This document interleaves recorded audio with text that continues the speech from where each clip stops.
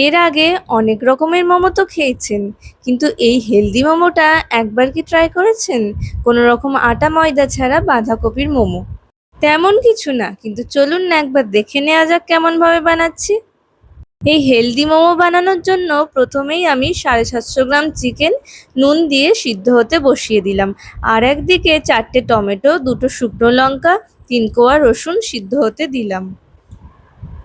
কিছুক্ষণ পরে চিকেনটা সিদ্ধ হয়ে গেছে, আর এদিকে দেখুন টমেটোটাও সিদ্ধ হয়ে গেছে।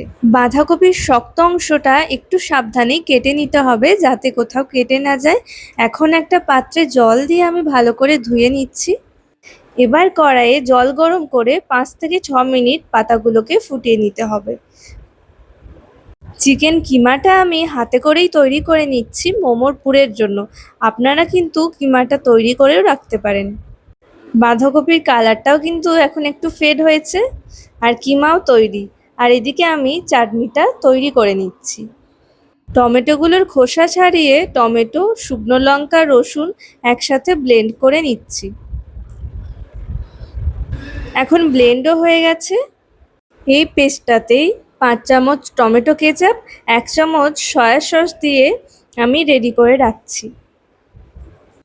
এখন কড়াইয়ে 1 চামচ সর্ষের তেল দিয়ে অল্প একটু রসুন কুচি, আদা কুচি দিয়ে নাড়াচাড়া করার পর আগে থেকে তৈরি করে রাখা টমেটো পেস্ট, টমেটো কেচাপ আর 1 চামচ মতো সয়া সস দিয়ে স্বাদ মতো নুন দেওয়ার পর 2 মিনিট মতো ফুটলেই তৈরি ঝাল সস বা চাটনি।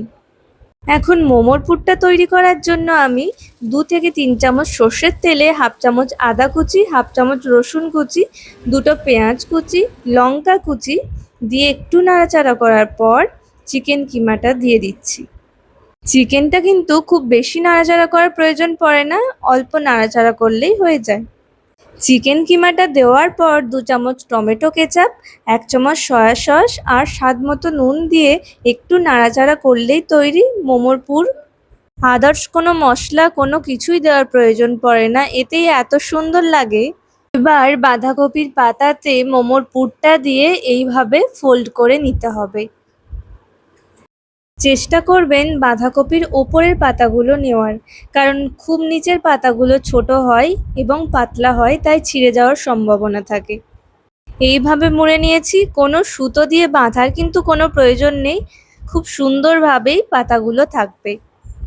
এখন কড়াইয়ে অল্প সাদা তেল দিয়ে তেলটা গরম হলে বাঁধাকপির সব মোমোগুলো দিয়ে দিতে হবে। 5টা মোমো একসাথে দিয়েছি। গ্যাসের ফ্লেমটা কিন্তু লোতেই রাখতে হবে।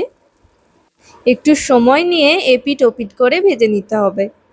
এইভাবে সব মোমোগুলোই কিন্তু তৈরি করে নিয়েছি আর একটা পাত্রে তুলে নিচ্ছি। আর দেখুন, কোনো মোমোই কিন্তু খুলে যায়নি, খুব সুন্দরভাবে আছে। এই হেলদি মোমোটা আমি তো ডিনারে রেখেছিলাম, আপনারা তো যে কোনো সময় রাখতেই পারেন। এখন আমি তৈরি বরমশাইকে খাবারটা দেওয়ার জন্য। যেমন দেখতে মোমোটা, ঠিক তেমন খেতেও সুন্দর হয়েছে। চলুন তিনি কি বলছেন দেখে নেওয়া যাক। ফাটাফাটি হয়েছে।